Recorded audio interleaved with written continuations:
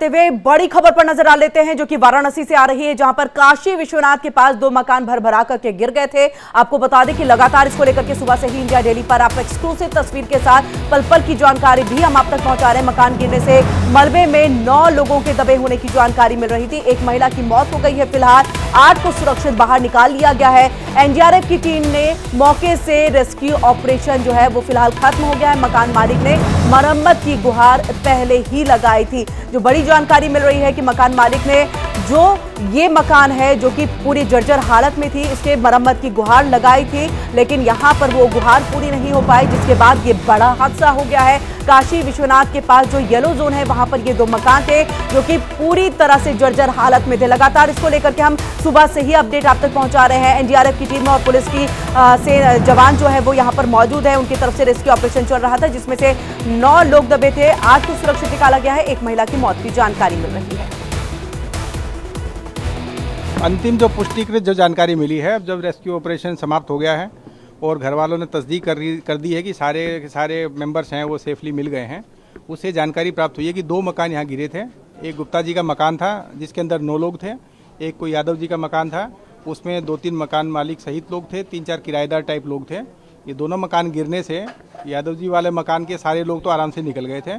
जो दूसरा गुप्ता जी वाला मकान था उसमें 2 लोग सुरक्षित निकले स्वयं और 7 लोगों को रेस्क्यू किया गया। तो 9 लोगों में से 7 लोगों को रेस्क्यू करने की आवश्यकता पड़ी। उन 7 में से एक महिला की दुखद मृत्यु हुई है। बाकी सारे के सारे लोग सुरक्षित हैं, उनका इलाज चल रहा है।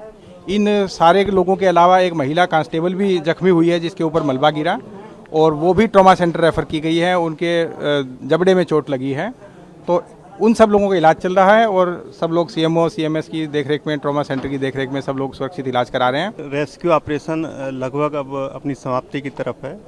परिवार के टोटल यहाँ पर 9 सदस्य इसमें ट्रैप हुए थे, जिसमें से सभी 9 सदस्यों को यहाँ से निकाल लिया गया है। सभी को हॉस्पिटल, यहाँ का कबीर चौरा जो डिस्ट्रिक्ट हॉस्पिटल है, वहाँ पर इलाज के लिए भेजा गया है, जहाँ उनका बेहतर इलाज कराया जा रहा है। एक महिला कांस्टेबल इसमें इंजर्ड हुई थी जो यहाँ पर ड्यूटी पर थी, उसको बीएचयू ट्रॉमा सेंटर भेजा गया है, जहाँ पर डॉक्टरों ने उसकी हालत खतरे से बाहर बताई है। इसमें जितनी भी हमारी फोर्सेस हैं, एनडीआरएफ है, एसडीआरएफ है, फायर सर्विस है, पीएसी है, लोकल पुलिस है, सभी के सहयोग से ये ऑपरेशन को अंजाम दिया गया है और अभी तक सफल ऑपरेशन ये रहा है। और चलिए ज्यादा जानकारी के लिए हम सीधे रुख कर लेते हैं अपने संवाददाता संतोष ओझा का, जो हमारे साथ लाइव जुड़ चुके हैं वाराणसी से। संतोष, अभी फिलहाल और क्या अपडेट है, क्योंकि यहाँ पर हमने पुलिस अधिकारियों का जो बयान है वो सुना है, जिसमें वो कह रहे हैं कि पहले जो एक घर गिरा उसमें से 6 का रेस्क्यू किया गया है, दूसरे से 7 को रेस्क्यू किया गया है, 2 खुद ब खुद निकले हैं, लेकिन एक महिला की मौत की जानकारी, जो कि दुखद खबर है। लेकिन निश्चित तौर पे सबसे पहले बात, रेस्क्यू पूरी हो गई है। लगभग 4 घंटे के प्रयास के बाद रेस्क्यू खत्म हुआ। हम आपको बिल्डिंग सीधे दिखाएंगे। ये 2 बिल्डिंग है, आपस में सटी हुई है।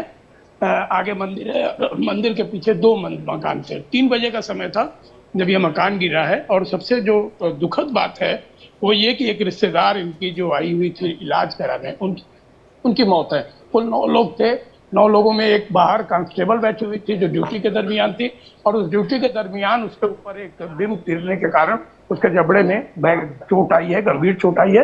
हालांकि राहत यह है कि उसे ट्रॉमा सेंटर भेजा गया है। डॉक्टरों का कहना है कि वो खतरे से बाहर है। सबसे जो बड़ा प्रश्न उठता है वो ये कि नगर निगम को तमाम प्रयास के बावजूद नगर निगम इन मकानों को बनाने की परमिशन नहीं देती, और ऐसा ही कुछ इस मकान के भी साथ हुआ है। मकान मालिक का सीधा आरोप है कि हम बीडीए से लेकर नगर निगम तक लगातार प्रयास कर रहे थे कि इस मकान को, जर्जर मकान को बनाने की परमिशन दी जाए, लेकिन ये परमिशन नहीं दी गई, और शायद यही वजह है। हालांकि आज संतोष, आपसे जानना चाहेंगे ये परमिशन ना देने के पीछे की वजह क्या यहाँ पर नगर निगम की तरफ से बताया जा रहा है? क्या सिक्योरिटी पर्पस? क्योंकि ये काशी विश्वनाथ मंदिर के आसपास का एरिया जिसको येलो जोन कहते हैं, वहां पर सिक्योरिटी बहुत टाइट है। क्या ये वजह है कि यहाँ पर नगर निगम ने अभी तक परमिशन नहीं दिया कि हाँ ठीक है आप अपने घर को बना लीजिए?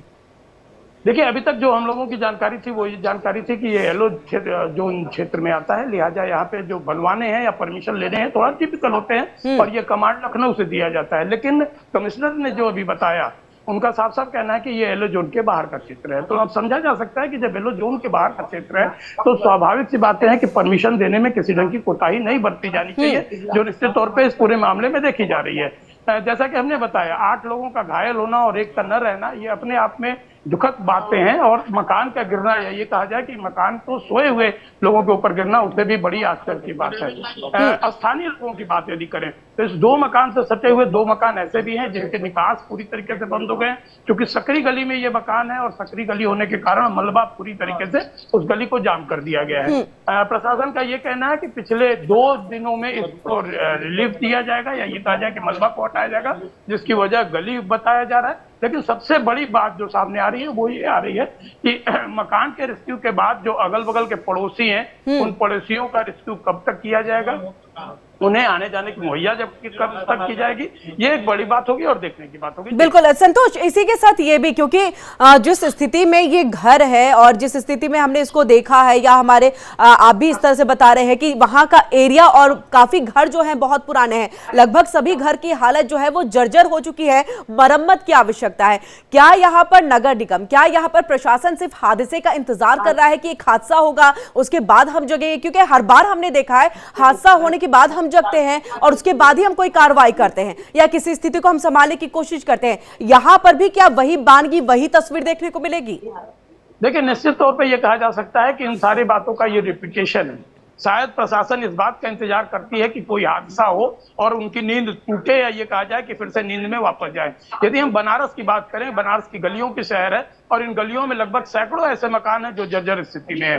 अगल बगल वाले डर के रहते हैं, तमाम उनके कंप्लेन होते हैं, मकान मालिक कंप्लेन करते हैं, चाहे वो बीडीए हो या फिर नगर निगम हो, लेकिन दोनों का एक सा जवाब होता है। कभी उन्हें गंगा के किनारे का तट बताया जाता है, ग्रीन जोन बताया जाता है, तो कभी उन्हें यह कहा जाता है कि विश्वनाथ मंदिर का ये येलो जोन है। तो समझा जा सकता है कि जो मकान मालिक है, यहाँ के जो निवासी हैं या जो किराएदार है, वो पिस से रहे हैं, केवल और केवल अधिकारियों के चक्कर लगाते रहते हैं, लेकिन रिजल्ट नहीं आता है। अब आज की यदि हम बात करें तो जो कमिश्नर का कहना था, बनारस कमिश्नर का, उनका साफ साफ कहना था कि ये येलो जोन में नहीं है, उन्हें मुआवजा दिया जाएगा, मकान बनाने के लिए भी उन्हें आर्थिक मदद दी जाएगी। लेकिन प्रश्न ये उठता है कि आखिर इन चीजों को यदि समय रहते किया गया होता तो शायद इतनी बड़ी दुर्घटना या घटना से बचा जा सकता था, नंबर 1।